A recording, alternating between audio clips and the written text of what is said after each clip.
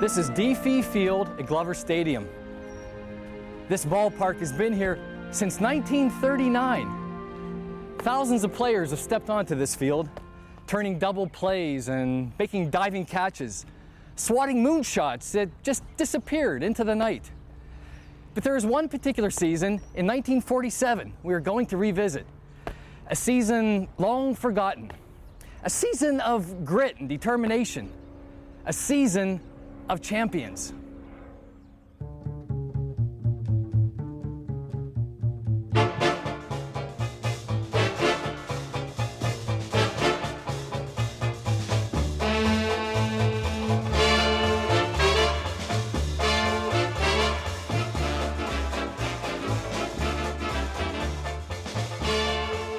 With the end of World War II, the country needed to get back home.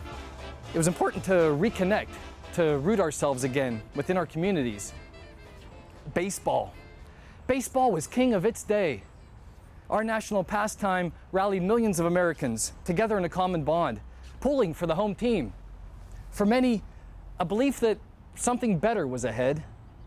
In the spring of 1947, the Anaheim Valencias seemed destined to be just another ragtag minor league team, barnstorming through Orange County.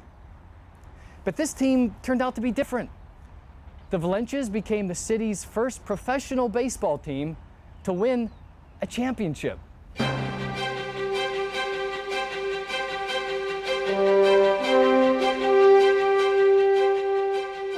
We had good times. You know, it wasn't really for the money because we didn't make none, you know. But we had a good time, and it's great to be back. The surroundings, it brings back great memories. So to get ahead, you had to be good. I mean, you had to be a real good ball player, and you had to have some luck. You know, this was really a pitcher's paradise with the fields the way they were. You know, 359 to left, and what is it, 370 to left and 359 to right. And I think center was about 440 or something.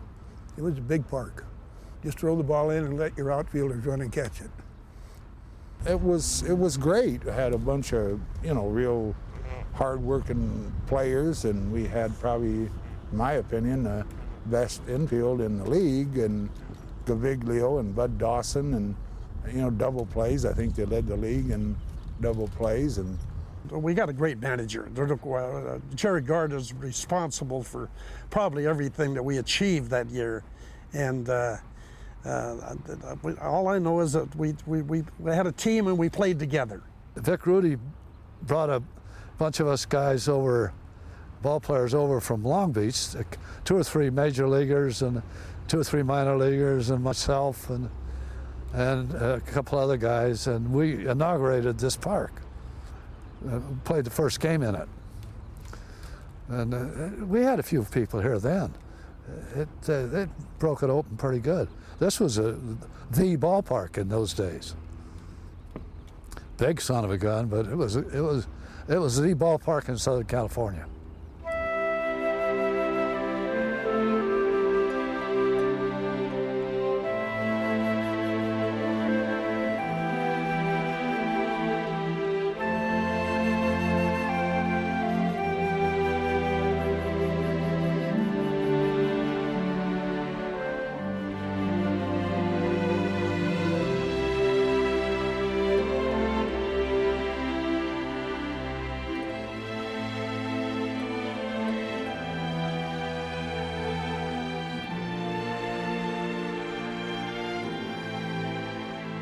Anaheim was a real nice place. It was, well, the field like this, you know, is a wonderful thing.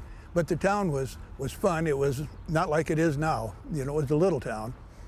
And we had a hotel room, and up right outside of our window was one of those old air raid sirens, you know, they used to set off all the time. And sometimes on Friday at 11 o'clock, and boy, when they'd set that thing off, it'd raise you right out of bed. Oh, it was pretty good for the people that live around here. Were awful good to my players. A lot of them stayed with them. A little old house over here that a couple of players stayed, and then down the road. And we didn't have a big crowd, but they were a very friendly crowd, you know, and that made it nice for us guys, you know. Well, I remember coming and bringing my little son, and everybody, all the fans enjoying playing with him, and we'd pass him up and down the stands and watching the ball players play ball. Of course, I always enjoyed watching my husband play. We draw anywhere from 200 to 500 a night. The only time we had a big crowd was when Peggy Lee would come in the All-Star game. We had 4,500 for that. It was a nice deal. I know that she sang a couple here at the park for the people. Then we went to a hotel, and she'd stayed and sung all night if her husband hadn't got a little upset. He was a guitar player, and he was ready to go, you know, and she was having a good time and wanted to entertain. She liked to entertain.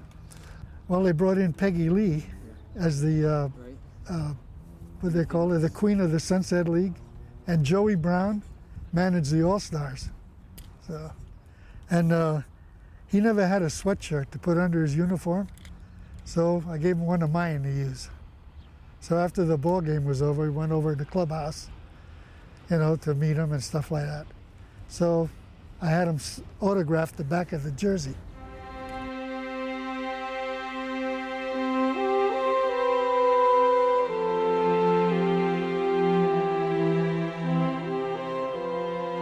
When I think back, as I was telling one of the Angel players recently that spoke at our Rotary Club in Orange, and I said, hell, you guys make more in meal money than I made for the friggin' season, you know. And Tell me about that. Well, this was a expensive mitt when I bought it in about '46, about $25 in for a mitt. Now, that's a lot of money in those days. But this whole thing, I think my kids used it as a base more than a mitt from the looks of it. But we had a good time, and it's great to be back. The surroundings, it brings back great memories.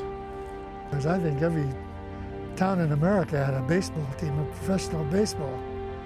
So to get ahead, you had to be good. I mean, you had to be a real good ball player, and you had to have some luck. It was a great year. I mean, a lot of young new players and everything. It was getting fun. The other clubs were older fellas, and the joy you got out of it was seeing those kids beat the old pros, you know, the guys that was coming down instead of going up. And we managed to do that, which was pretty hard to do. Like the orange groves that once covered 90% of the land here, the Valencias are long gone. The team moved away after that championship season of '47. And while the magic for our boys of summer was ever fleeting, their historical imprint was not.